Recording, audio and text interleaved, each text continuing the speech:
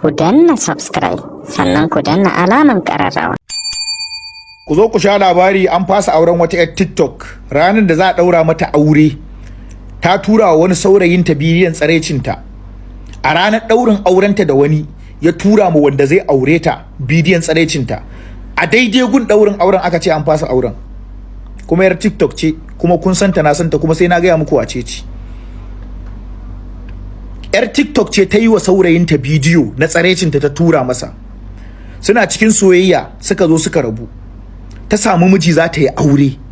Ranar aurenta a daidai gun ɗaurin auren, saboda ya cuce ta ya zalunce ta ya hana ta aure, ya nemi numban mijin da za ta aura, sai da aka zo aka taru a masallaci ya je ya tura masa bidiyon tsaraicinta, wanda a daidai lokacin mijin ya janyo luwalin shi gefe ya ce mai an fasa ɗaurin auren nan. Kar ku manta gidan su yarinya fa an gama tara mutane daga garuruwa har daga ƙasar waje sun zo, daga ƙasashen waje an zo ɗaurin auren. Shi ma gidan iyayensa an gama tara mutane, yan uwa da abokai sun yi anko, ƙawayenta sun yi anko, ƙanne sun yi anko, an yi ankon iyaye, an dafa abinci, an yanka shanu, ana cikin hidiman biki. An je gun ɗaurin aure, masu dina sun gama decoration ɗin su, kar ku manta, masu ɗaukan amarya sun shirya, an shirya ɗakin amarya har an kai kaya an yi jere. A gun ɗaurin aure shi wanda zai aure ta ya turo bidiyon ya ce wallahi gashi shi kuma angon ya ja alwalin shi gefe da waliyin yarinya ya ce ya fasa ɗaurin aure. Aka tambaye shi dalili ya ce wallahi ba zai faɗa ba, amma shi ba zai aure ta ba.